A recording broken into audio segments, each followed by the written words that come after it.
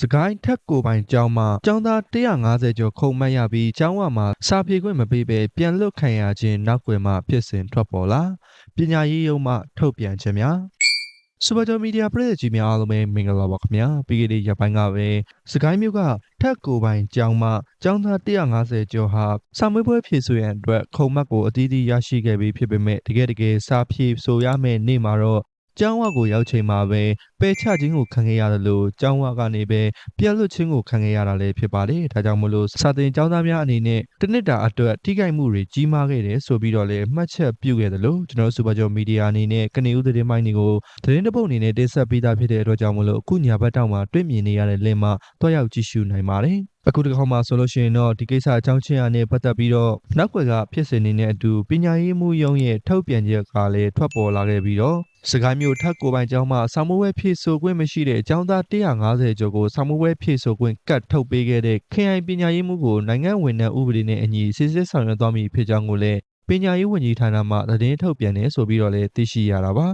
ဒီဖြစ်စဉ်ကဖေဖော်ဝါရီလ23ရက်နေ့ကစတင်ကျင်းပခဲ့တဲ့နှစ်ဆုံးတက်မြောက်မှုစစ်ဆေးခြင်း Grade 5နဲ့ Grade 9စာမိုးဝဲမှာစကိုင်းနယ်ဒေသကြီးစကိုင်းမြို့နတော်ရာရက်မှာရှိတဲ့ထက်ကိုပိုင်အထက်တန်းကျောင်းမှာတက်ရောက်လျက်ရှိနေတဲ့ Grade 5ကျောင်းသားကျောင်းသူ82ဦး Grade 9ကျောင်းသားကျောင်းသူ89ဦးစုစုပေါင်း162ဦးတို့အနေနဲ့စာမိုးဝဲဖြေဆိုခွင့်ကပ်ပြားများကိုလက်ဝယ်ရှိခဲ့ပေမဲ့လည်းစာစစ်ဌာနကိုတွားရောက်ဖြေဆိုရမှာတော့ဖြေဆိုခွင့်မရရှိခဲ့တဲ့အခြေအနေဖြစ်ပွားခဲ့ကြောင်းကိုလည်းသိရှိရတာပါအဆိုပါထက်ကိုပိုင်ကျောင်းအနေနဲ့ပုဂ္ဂလိကပညာရေးဥပဒေပုံမှန်31ပုံမှန်ခွဲအရာသတ်မှတ်ထားသောစီမင်းစည်းကမ်းများကိုဖောက်ဖျက်ကျူးလွန်ခြင်းကြောင့်မို့လို့ဇန်နဝါရီလ6ရက်နေ့ကတည်းကကျင်းပတဲ့ပညာရေးဝန်ကြီးဌာနအစီအမံခန့်ခွဲရေးကော်မတီအစည်းအဝေး2026ခုနှစ်2028ခုနှစ်ပညာသင်နှစ်မှစတင်ပြီးတော့ပိတ်သိမ်းမှုအတွက်ဆုံးဖြတ်ထားတဲ့ကျောင်းဖြစ်ကြောင်းကိုသိရှိရတယ်လို့ထက်ကိုပိုင်ထက်တန်းကျောင်းမှာအမှန်တကယ်တက်ရောက်ပြီးစီးရင်သွင်းထားတဲ့ကျောင်းသားကျောင်းသူမနစ်နာစေဖို့အတွက်2025ခုနှစ်2026ခုနှစ်ပညာသင်နှစ်အထိ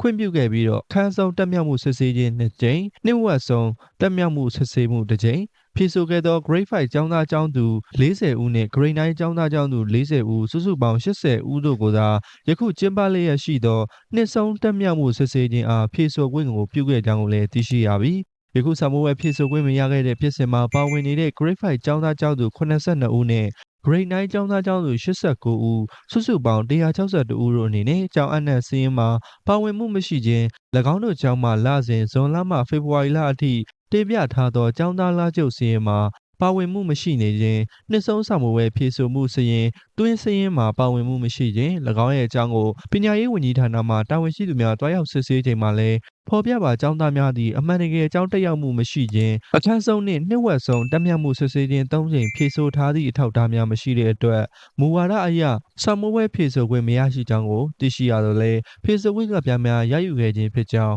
ဖြေဆိုခွင့်ကပ်ပြားများကိုအခုလိုမျိုးထုတ်ပေးခဲ့ခြင်းနဲ့ပတ်သက်ပြီးတော့လေသတ်မှတ်ချက်နှင့်ကိုက်ညီမှုမရှိသောကျောင်းသားများကိုစကိုင်းခရိုင်ပညာရေးမှုရုံးအနေနဲ့ဖြေဆိုခွင့်ကပ်ပြားများကိုဖေဖော်ဝါရီလ22ရက်နေ့မှာပဲထုတ်ပေးခဲ့တဲ့အတွက်ယခုကဲ့သို့ဖြစ်ပွားခဲ့ခြင်းဖြစ်ကြောင်းဒါကြောင့်မို့လို့ရင်းခရိုင်ပညာရေးမှုအားနိုင်ငံဝန်ထမ်းဥပဒေပုံမှန်နှင့်အညီစစ်စစ်ဆောင်ရွက်သွားမည်ဖြစ်ကြောင်းကိုလည်းပညာရေးဝန်ကြီးဌာနကသတင်းထုတ်ပြန်ထားတာလည်းဖြစ်ပါတယ်ခင်ဗျာဒါကြောင့်မို့လို့စကိုင်းတိုင်းဒေသကြီးစကိုင်းမြို့ထက်ကိုပိုင်ထက်တန်းကျောင်းမှကျောင်းသားများစာမိုးဝဲဖြေဆိုခွင့်နဲ့ပတ်သက်ပြီးတော့နောက်ဆက်တဲ့သတင်းထူကိုကျွန်တော်တို့စူပါဂျောမီဒီယာပရိသတ်ကြီးတို့လည်းမသိလိုက်ရမရှိရလေအောင်ဖော်ပြတင်ဆက်ဝေမျှပေးလိုက်ခြင်းပဲဖြစ်ပါတယ်ပရိသတ်ကြီးတို့ရဲ့အတွေးမြင်ထင်တွေကိုလည်းဒီဗီဒီယိုလေး comment လေးမှာမှတ်ချက်ပြုရေးပေးသွားနိုင်ပါတယ်ခင်ဗျာကြည့်ရှုအားပေးကြတဲ့လူတစ်ယောက်ချန်နယ်ကိုလည်းကျေးဇူးအထူးတင်ရှိပါတယ်ခင်ဗျာ